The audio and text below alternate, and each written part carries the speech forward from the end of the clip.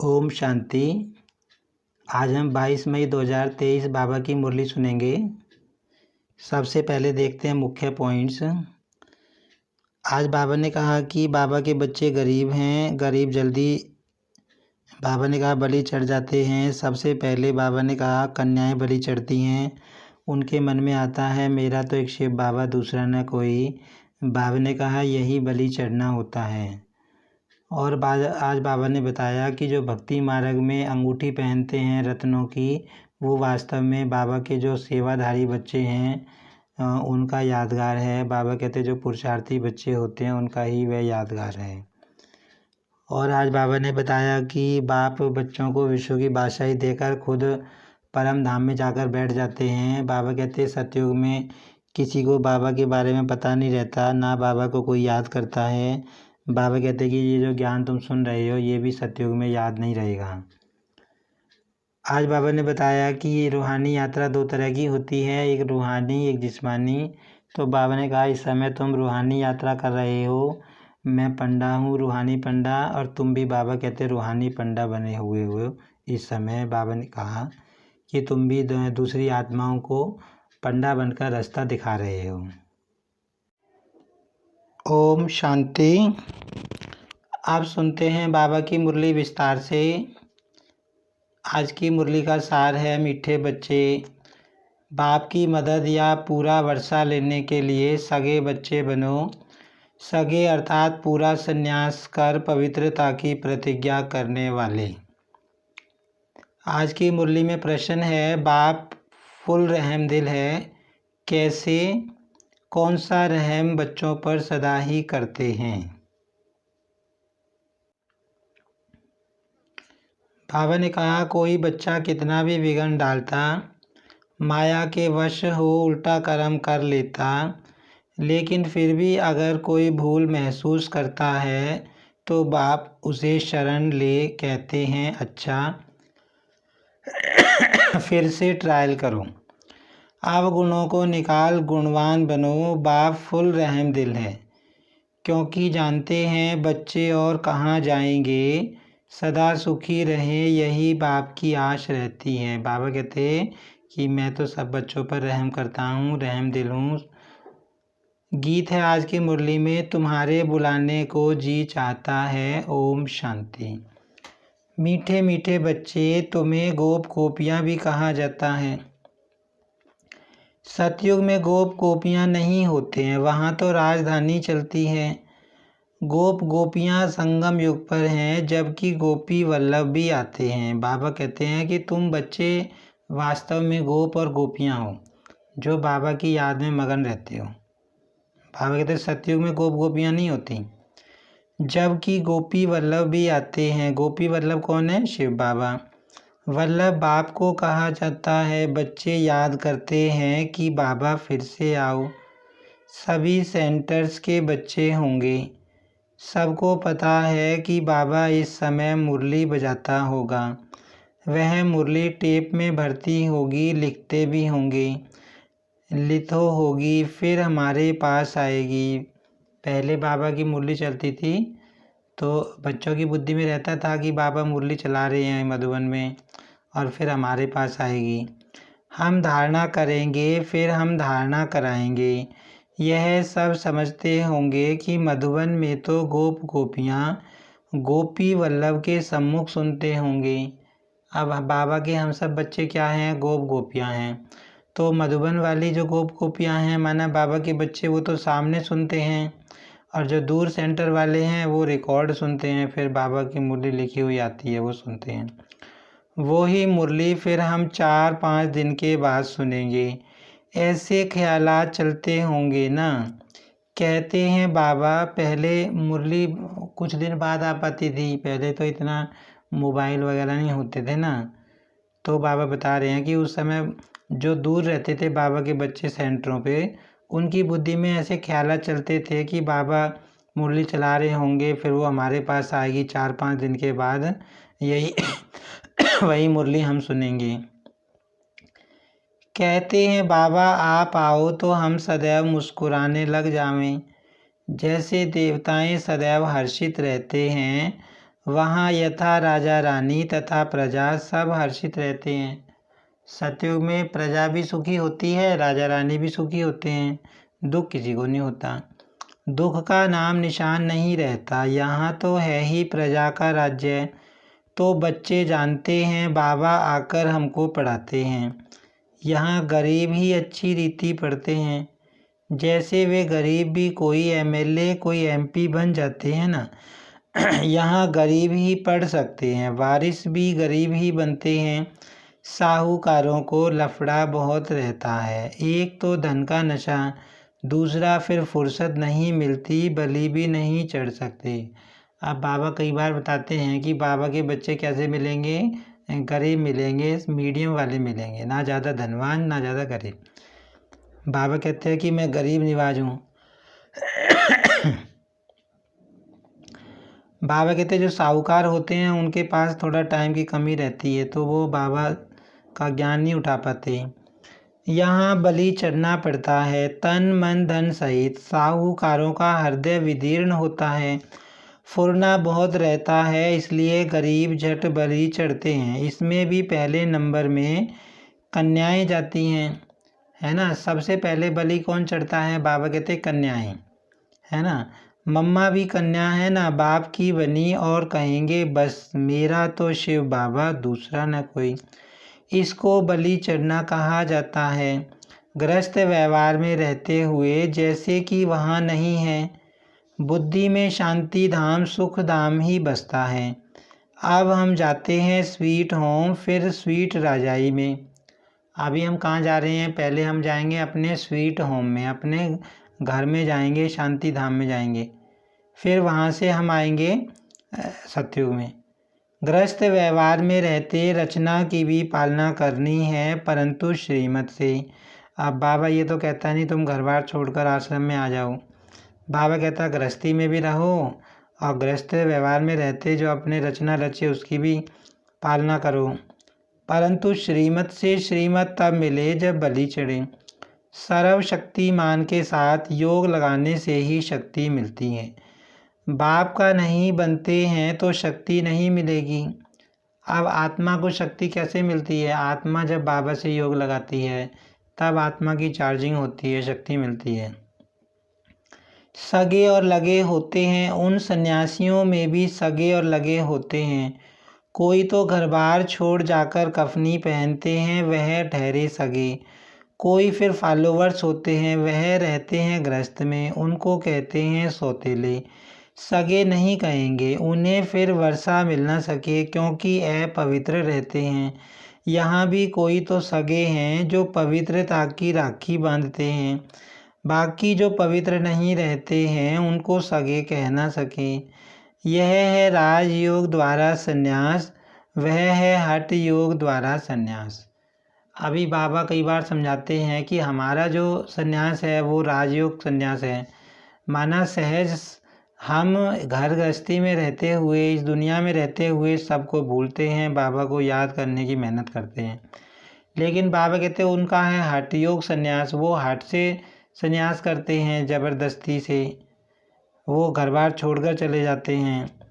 बाबा ने समझाया है कैसे अपने को सन्यासियों के फॉलोवर्स कहलाते हैं, परंतु रहते हैं घर गृहस्थ में। माना बाबा क्या समझा रहे हैं कि जैसे कोई साधु सन्यासी है, अब उसने तो घर बार छोड़ा है, तो बाबा कहते हैं कि वो तो साधु सन्यासियों की उसमें कम्युनिटी में सगा हो गया। लेकिन जो उसका ज्ञान सुनने आते हैं, माना प्रवचन सुनने आते हैं, जो घर गृहस्थी में रहते हैं, उनको बाबा कह रहा है लगे, मतलब वो सौतेले हैं, क्योंकि वो सन्यासियों को फॉलो करते हैं लेकिन वो पवित्र तो नहीं रहते ना, परंतु रहते हैं घर गृहस्थ में, तो उनको वास्तव में फॉलोवर्स व सन्यासी कह ना सकें। अब वो पूरे सन्यासियों की बातों पर नहीं चलते, तो बाबा कहते हैं उनको फॉलोवर भी नहीं कह सकते। फॉलोवर मतलब उनकी बातों के फॉलो करने वाला। संन्यास करने का पुरुषार्थ करने चाहते हैं, परंतु बंधन है। जिन्होंने कल्प पहले संन्यास किया है वही छोड़ते हैं, वह हो जाते हैं सगे और वह लगे।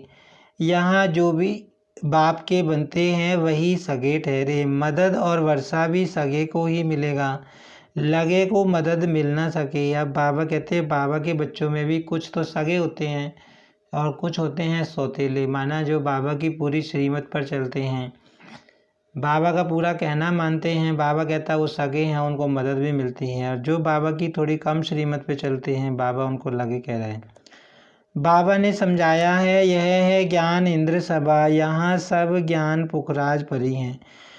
9 रत्नों की भी बहुत महिमा है, 9 रत्न की अंगूठी भी पहनते हैं। ब्राह्मण लोग कहते हैं यह पहनो तो तुम्हारी दशा बदलेगी, है ना। पत्थर जो रत्न पहनते हैं भक्ति मार्ग में होता है ना, कि किसी के ऊपर कोई कष्ट आया है तो पंडित के पास जाएंगे तो बताएगा भी फलाने रत्न की अंगूठी पहन लो, यह पहनो तो तुम्हारी दशा बदलेगी। पत्थरों की भी महिमा कर दी है, वे ही तो तुम बच्चे हो। वास्तव में वे रत्न किसके यादगार हैं?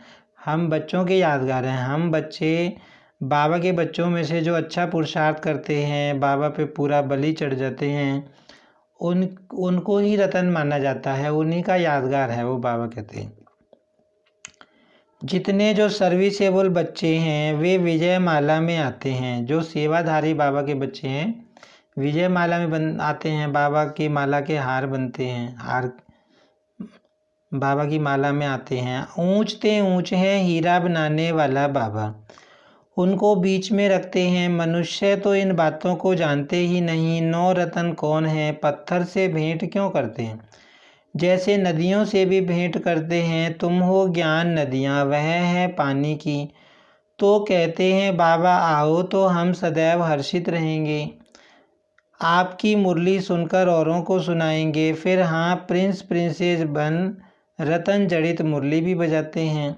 मुरली बजाने का शौक रहता है। कृष्ण को भी मुरली थी जरूर, जबकि वह प्रिंस था, रास करता था। बाकी ज्ञान मुरली सुनाना या बजाना तो ज्ञान सागर का ही काम है ना। ये जो बाबा मुरली सुनाते हैं ये काठ वाली मुरली तो है नहीं, तो बाबा कहते हैं ज्ञान वाली मुरली तो मैं ही सुना सकता हूँ। वह ज्ञान मुरली बाप आकर चलाते हैं। ज्ञान की बात यहाँ ही होती है, वहाँ ज्ञान की बात नहीं होती है। अब मुरली बजाने वाली तुम बच्चियाँ हो। सतयुग में त्रिकालदर्शी पने का ज्ञान नहीं होता, वहाँ यह नॉलेज प्राय लोप हो जाती है। देवी देवताओं को बाबा कहते हैं कि त्रिकालदर्शी नहीं कह सकते, मतलब जिनको तीनों कालों का पता हो, पास्ट का, प्रेजेंट का, फ्यूचर का। बाबा कहते वो तुम ब्राह्मण ही हो, क्योंकि हम बच्चों को ही बाबा ने तीनों कालों का ज्ञान दिया है इस समय। बाबा कहते वहाँ तो ये जो ज्ञान तुमको मिल रहा है सतयुग में लोप हो जाएगा, वहाँ याद नहीं रहेगा कि हमने ऐसे ऐसे संगम युग पे बाबा से ज्ञान लिया था। परंपरा नहीं चल सकती, पीछे तो होती है प्रारब्ध, ज्ञान एक ही बार मिलता है। अभी तुम 21 जन्मों के लिए प्रारब्ध पा रहे हो, प्रारब्ध मिलेगी फिर तो बाबा भी परम धाम में जाकर बैठ जाते हैं। तुमको ज्ञान योग बल से विश्व का मालिक बनाकर हम वाणी से परे हो बैठ जाते हैं, फिर वहाँ मेरे को कोई नहीं जानते। अब बाबा क्या बता रहे हैं कि तुमको तो मैं ज्ञान और योग बल से नई दुनिया का मालिक बना दूंगा और फिर खुद परम धाम में जाके बैठ जाऊंगा। और सतयुग में तो कोई बाबा को याद ही नहीं करता और ना कोई जानता है। मुझ रचयिता और मेरी रचना को कोई जान नहीं सकते, न बाप को जानते न सृष्टि के आदि मध्य अंत को जानते हैं। वहाँ यह ज्ञान नहीं रहता, सतयुग में ज्ञान नहीं रहेगा, सृष्टि के चक्र का भी ज्ञान नहीं रहेगा। राधे कृष्ण को वहाँ यह पता हो कि फिर 14 कला बनना है तो राज्य ताज की खुशी ही गुम हो जाए, यह ज्ञान वहाँ रहता ही नहीं। अब बाबा समझा रहे हैं कि अगर कृष्ण को ये पता चले कि अब द्वापर आएगा तो द्वापर में हम आत्मा नीचे गिर जाएंगी, फिर कलयुग आएगा तो और ही पतित हो जाएंगी, बिल्कुल ही दुखी हो जाएंगी, तो फिर उनको राजाई की खुशी नहीं रहेगी ना। सतयुग में जो वो सुख भोग रहे हैं उसकी खुशी नहीं रहेगी, वो सोचेंगे कि भाई अब तो ये सुख जाने वाला है, हम पतित बन जाएंगे।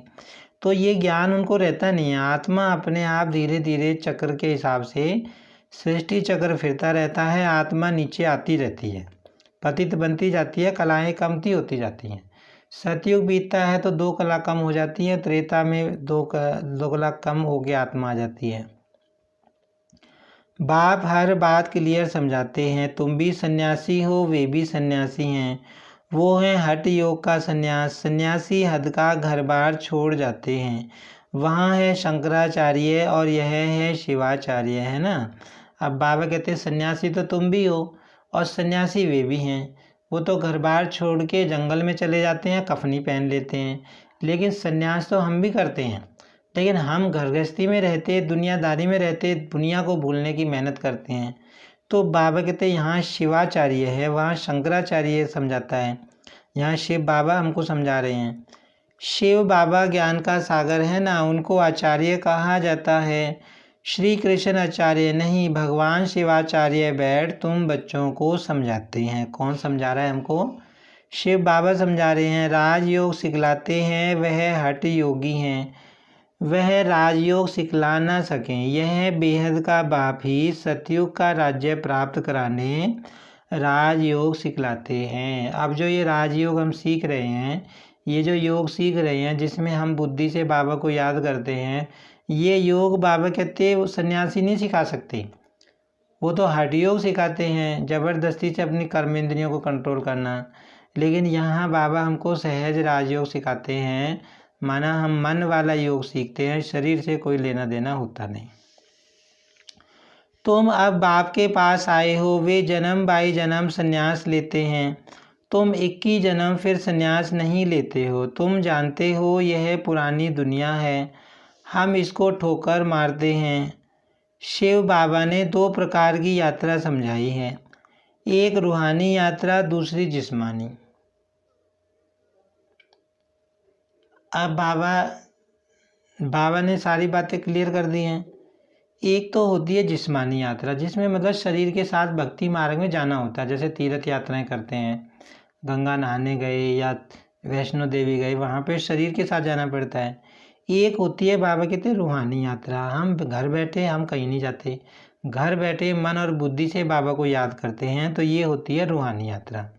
सुप्रीम बाप कहते हैं मैं तुमको यात्रा पर ले जाता हूँ, फिर तुम मृत्यु लोक में नहीं आएंगे। बाप है सुप्रीम पंडा, उनके बच्चे भी पंडे ठहरे। पंडे किसको कहा जाता है? रास्ता दिखाने वाले। तो बाबा कहते हैं मैं पंडा हूँ, सुप्रीम पंडा हूँ, और तुम भी पंडे बनते हो। तुम हो रूहानी पंडे, रूहानी यात्रा कराने वाले। अब जो बाबा का काम वो हमारा काम, हम भी आत्माओं को ज्ञान देते हैं, रूहानी यात्रा सिखाते हैं। यह धारण करने की बातें हैं, बच्चे अच्छी रीति धारणा कर समझाते हैं। कोई फिर ऐसे भी हैं जिनका योग पूरा नहीं रहता है, बल ज्ञान की धारणा अच्छी रहती है, योग नहीं ठहरता है। ज्ञान में माया इंटरफेयर नहीं करती है, योग में माया इंटरफेयर करती है। जैसे रेडियो में स्पीच करते हैं तो लड़ाई जब लगती है तो 1-2 का आवाज़ सुनने नहीं देते हैं, खिटखिट करते हैं, तो योग में माया भी इंटरफेयर करती है। अब बाबा हमेशा समझाते हैं योग में कोई मुश्किल नहीं होती, नहीं, ज्ञान सुनने में कोई मुश्किल नहीं होती, ज्ञान में बीच में माया इंटरफेयर नहीं करती, माया कोई रुकावट नहीं डालती। लेकिन माया कब रुकावट डालती है? योग में डालती है। हम योग में बैठेंगे तो अनेक तरह के संकल्प विकल्प आते हैं, कभी कुछ याद आएगा, कभी कुछ। तो योग में बाबा कहते हैं माया खिटपिट डालती है, बाकी मुरली सुनने में क्या है? कुछ भी नहीं। भारत में योग का नाम मशहूर है। प्राचीन योग किसने सिखाया? उन्होंने श्री कृष्ण भगवानुवाच कह दिया है। श्री कृष्ण तो है सतयुग में, फिर उनका नाम रूप देश काल बदलते बदलते यह है अंतिम जन्म। अब बाबा कहते जो भारत का प्राचीन योग मशहूर है वो तो मैंने ही सिखाया, कृष्ण ने थोड़ी ना सिखाया। लेकिन उन्होंने क्या लिख दिया? कृष्ण भगवानुवाच। बाबा कहते कृष्ण तो अभी अपने अंतिम जन्म में है, फिर उसमें बाप प्रवेश कर उनको यह बना रहे हैं। अभी कृष्ण की आत्मा है पतित ब्रह्मा के तन में, वो भी पढ़ाई पढ़ के कृष्ण बन रही है, ये बाबा कह रहे हैं। इस समय कृष्ण थोड़ी ना कहीं पे। तुम जानते हो ब्राह्मण सो देवता बने, फिर क्षत्रिय सो वैश्य सो शूद्र बने। बाप बैठ समझाते हैं मैं जो भी तुमको नॉलेज देता हूँ वह प्राय लोप हो जाती है। जो भी हम बाबा की मुरली सुन रहे हैं, जो ज्ञान ले रहे हैं, सब कुछ मतलब वहाँ समाप्त हो जाएगा, कुछ भी याद नहीं रहेगा, लोप हो जाएगा, लुप्त हो जाएगा। इस द्वारा सुनाता हूँ तो पहला नंबर नदी ब्रह्मा, मेला लगता है ना ब्रह्मपुत्रा और सागर पर। यह ब्रह्मपुत्रा है बड़ी नदी जो धारणा करके कराते हैं। बरोबर भगवान रूप बदल कर आया है। जो निराकार रूप है वह बदलकर साकार में आते हैं। ब्राह्मणों का सबसे ऊंच कुल है। बाप ब्रह्मा मुख कमल द्वारा ब्राह्मणों को ज्ञान दे देवी देवता धर्म और क्षत्रिय धर्म की स्थापना करते हैं। अभी बाबा 2 धर्मों की स्थापना कर रहे हैं। कौन कौन से? देवी देवता धर्म और क्षत्रिय धर्म। और कैसे कर रहे हैं? ब्राह्मणों को ज्ञान सुनाकर। हम ही तो ब्राह्मण हैं ना। सतयुग त्रेता में और कोई धर्म होता नहीं, अब स्थापना हो रही है। राधे कृष्ण जो हैं वह लक्ष्मी नारायण बनते हैं। जिन्होंने भी पढ़ाई की है वह सतयुग में तो जरूर आएंगे, क्योंकि अविनाशी ज्ञान का विनाश नहीं होता है। प्रजा तो बहुत बनती है ना, कोई चले जाते हैं फिर चक्र लगाकर आ जाते हैं। जाएंगे कहाँ? क्षमा तो एक ही है। परवाने अनेक हैं तो क्षमा पर आते रहेंगे। भागंती हो जाने वाले भी आएंगे। अब बाबा कहते हैं कि आत्माएं कहीं भी भटक लें भक्ति मार्ग में, लेकिन लास्ट में तो यहीं आनी है ना। हट्टी एक ही है। बाबा कहते हैं सब यहीं आने हैं। तो बाबा, कुछ बच्चे बाबा का हाथ छोड़कर चले जाते हैं, फिर दोबारा वो भी यहीं आएंगे, क्योंकि ठिकाना सब आत्माओं का एक यही है। सतगुरु की निंदा कराई है फिर भी बाबा के पास आते हैं तो समझाया जाता है। फिर से तुम यह ज्ञान उठा सकते हो। वह फील करते हैं बरोबर हमारी ही भूल है, तो उनको भी शरण लेना पड़ता है, फिर उनकी भी सेवा करेंगे। अंत तक फुल रहम करना है। कितना भी विघ्न डालते हैं फिर भी कहेंगे भल आओ ट्रायल करो, मना नहीं है। अब बाबा का बच्चा कोई मान लो छोड़ के चला जाता है, दोबारा आता है, फिर भी बाबा एक्सेप्ट करता है, फिर भी लाड प्यार करता है, फिर भी कहता है चलो कोई बात नहीं बच्चे, दोबारा से ये ट्रायल करो, दोबारा से ज्ञान उठाओ। मना नहीं है। बाबा प्यार का सागर है ना, मना नहीं करता कि भी चलो तुम छोड़ के चले गए तो क्यों आगे दोबारा, ऐसे नहीं कहता बाबा। बाप है ही फुल रहमदिल, तुम उनके बच्चे हो ना। कहते हैं माया ने भटकाया है, फिर भी उनकी सर्विस की जाती है। शरण में आते हैं तो फिर उठाना है। अब गुण को निकाल गुणवान बनाना चाहिए। बाप कभी दुश्मन नहीं बन सकता। शिव बाबा तो प्यार का सागर है, बाबा तो कभी गुस्सा भी नहीं करता, तो दुश्मन कैसे बनेगा। बेहद का बाप कहेंगे कि बच्चे सुखी रहो। रहम आता है कहाँ जाएंगे, और तो कोई जगह है नहीं जहाँ बाप से वर्षा ले सकें। अब जो प्रॉपर्टी हम बाबा का ज्ञान सुनकर ले रहे हैं, बाबा के पास जो हमें प्राप्तियां हो रही हैं, वो और कहीं थोड़ी ना हो सकती हैं। पूरी दुनिया में और कोई ठिकाना है ही नहीं। तो बाबा भी सोचते हैं कि बच्चे कहाँ जाएंगे, है ना। तो बाबा भी उनको माफ़ कर देता है। जो छोड़ के चले जाते हैं दोबारा आ जाते हैं, तो बाबा भी माफ़ करके बड़ा लाड प्यार करता है। बाबा तो है ही प्यार का सागर। बाप सब बातें समझाते हैं। बहुत नहीं धारणा कर सकते हैं तो फिर थोड़ा ही सही। अब बाबा क्या कहता है कि बच्चे चलो तुम ज़्यादा धारणा नहीं कर सकते ना, तो चलो थोड़ी कर लो। भाई पूरा वर्षा नहीं ले सकते, चलो थोड़ा ले लो। अच्छा मन मना भव। बाबा कहते हैं चलो ज़्यादा बातें बुद्धि में नहीं जाती, तो मन मनाभव हो जाओ। भाई मुझे याद ही याद करो, बस बाप की याद में रहो। बाबा कहते कुछ नहीं होता तुमसे, ज़्यादा ज्ञान धारण नहीं होता, तो चलो बाबा को याद तो करो कम से कम। आत्मा का स्वधर्म है शांत। Attention please. सावधान अपने बाप को याद करो। बाबा सावधानी दे रहे हैं कि अटेंशन प्लीज़। बाप को याद करने से वर्षा जरूर याद आएगा। ऐसे हो नहीं सकता वर्षा याद न आए।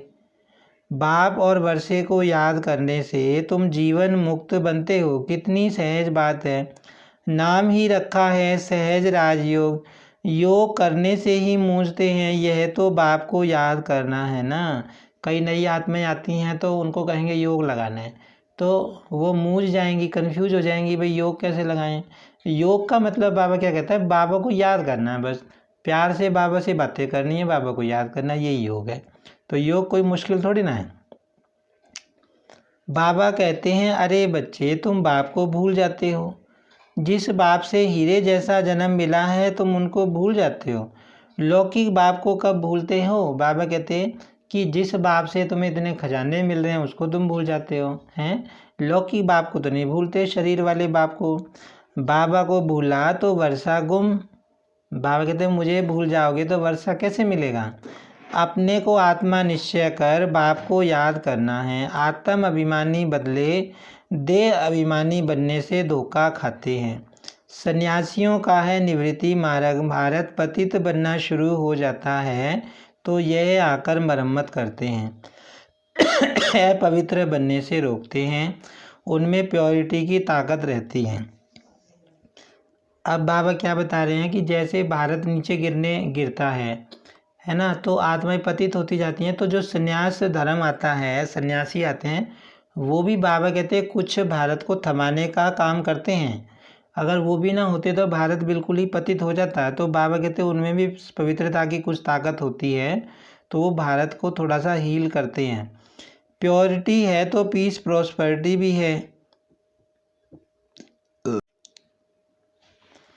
कन्या भी पवित्र है तब तो उनको माथा टेकते हैं देवता पवित्र हैं तो सब उनको माथा टेकते हैं। सतयुग में माथा टेकने की बात नहीं है क्योंकि सब पवित्र रहते हैं।